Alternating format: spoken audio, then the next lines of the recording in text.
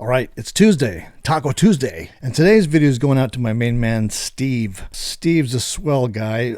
We were talking about a week ago, and it seems like we just had a great conversation. It seems like Steve's somebody that I've known my whole life, and I'm wondering if maybe like we went to grade school together, or like we were best friends in like first and second grade or something like that, and then we just both had amnesia. Maybe we were playing basketball or running around, and we got in a collision out there in the schoolyard, and we both suffered from amnesia.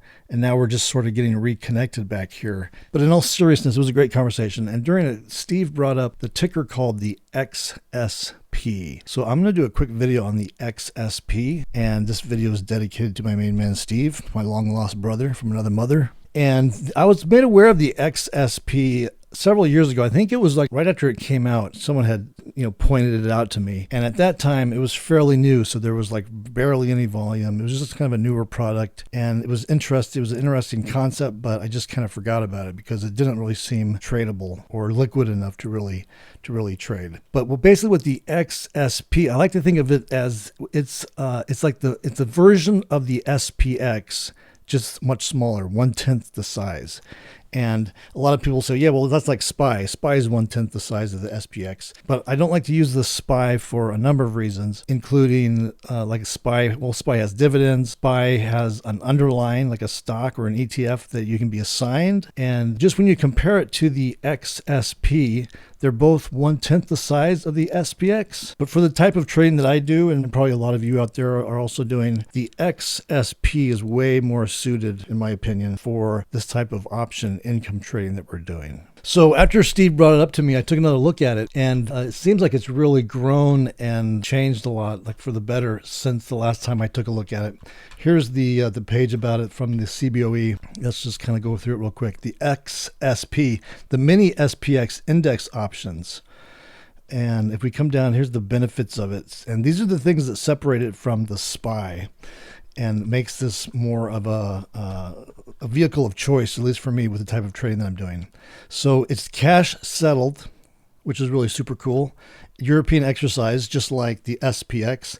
So the cool thing about the SPX, and the thing that I hate about the SPY, is that it can be settled to the actual stock, and you can put the stock on positions at pretty much any time. So you may wake up one day and see in your trading account that you have like a bunch of shares that you weren't ever intending to have, just because you're like you had an in-the-money contract or something. So the SPX, you don't have to worry about any of that. The SPX, it's all cash settled.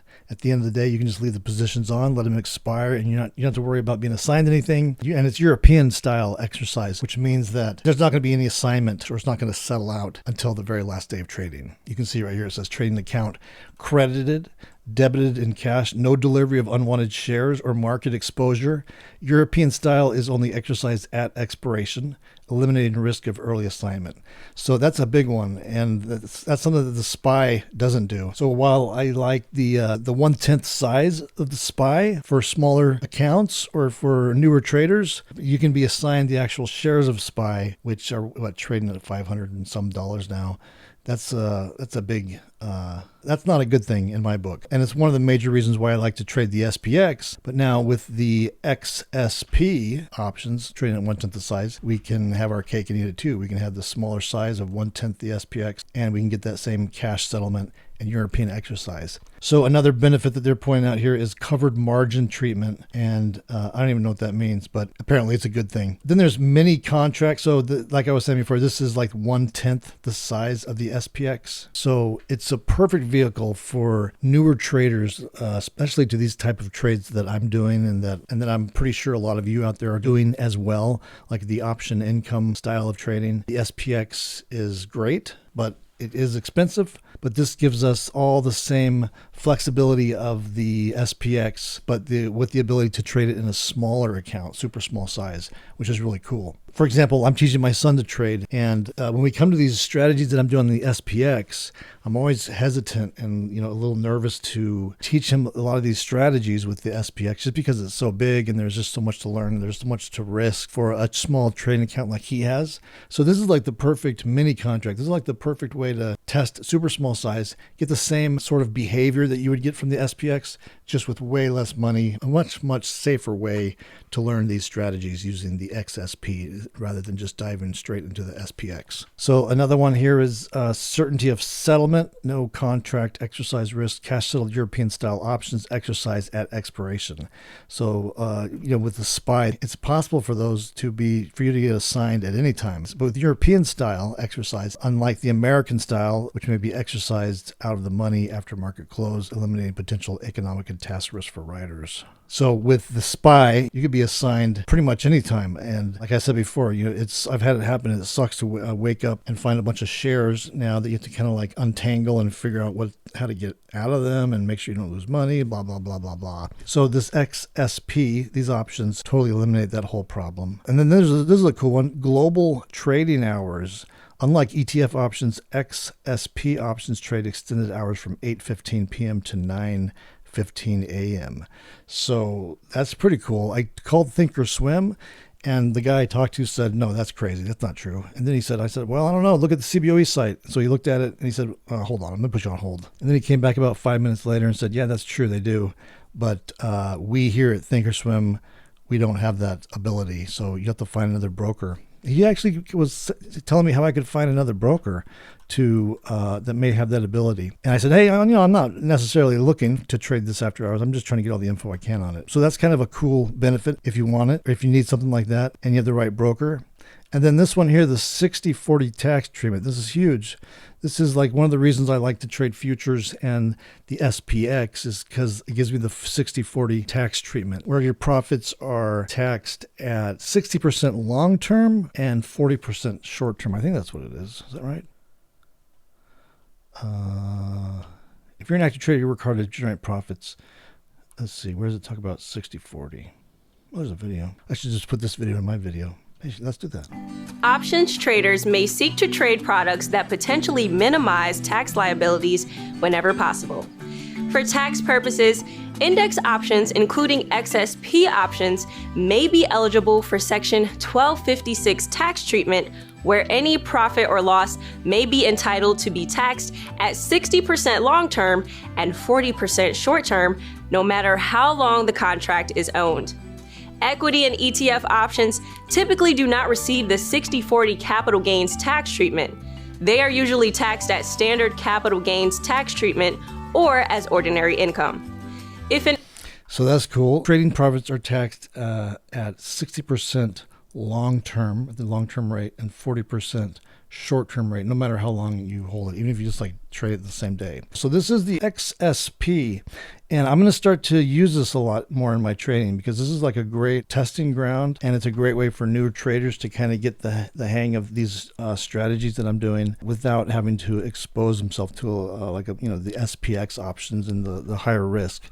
They can do it on these tiny, minute little XSP options and get the same benefits of the SPX, and also get some real world trading experience, how the SPX work in the trades. So that's the XSP, the perfect testing ground vehicle for learning to trade the SPX. So the only really kind of downside to this is the volume. That's the only potential downside.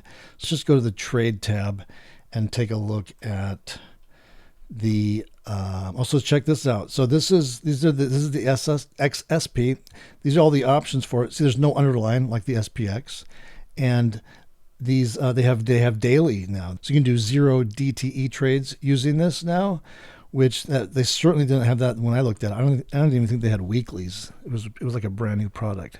So this is great. But if you look at the volume is potentially could be an issue. It's not as tight as, like, say, the spiders or the SPX. It's not as liquid, and the bid-ask spreads are not as tight as the SPX. I mean the SPY. If we look at the SPY, let's go to the SPY and look at the bid and ask spread on these. So you can see that's like 1 cent spread, 181, 182. So that's super tight, and that's great. And the XSP isn't there yet. You can see, like, if we look at the same 0 DTE options for that. There's like, well, this is after hours too, and so that's wider than I think it would normally be like during the day. I just started to test these and trade them live this week, and they do get filled pretty quickly. Like I didn't notice any problem getting filled, getting in and getting out, except for there was one trade I tried to get out in the last like 10 minutes of the day, and I had difficulty doing that. So you can see, well, let's see. So these are today's. So let's look at the 18th and just kind of get an idea. So yeah, so these are showing pretty wide, but they're not really that wide. Like if we were to look at these during the trading day, it would be, I think it was like maybe like a 10-cent spread between these. And I think that's just a matter of, time. More people starting to trade this, the volume will keep increasing, and pretty soon they'll be really super tight. But like I said, I was making trades the last couple of days using this real money trades, and I didn't really have any issues. I didn't notice any longer time to get filled than other trades like the SPX or the SPY. There was one situation where I was trying to get out in the last 10 minutes of the day on a trade, and I did have difficulty with that. So that's something to watch out for. I think that'll all be changing as more and more people trade these, and with the other benefits, I think it's a really super cool product. So that is the XSP. So thanks, Steve, for pointing that out to me. I'm going to start to use this more and more, and I think it's a cool vehicle. You guys should check it out. And I'll leave a link to this site here, to the CBOE site that talks about it and kind of does a deep dive on it. I'll put a link to that in the description below, so you can check that out if you want. All right, that's it for this one. If you'd like to follow along with me on my trades and all the different strategies that I'm using and I'm going to start to use with this XSP, make sure you're subscribed to my YouTube channel below. Just hit that subscribe button, and also be sure to join me on my website. Go on over there, sign up for my free email newsletter, and when you do that, you'll get a welcome email from me. Just reply back to that welcome email. I'll get back to you, and we'll go from there. All right, that's it for this one. See you next time.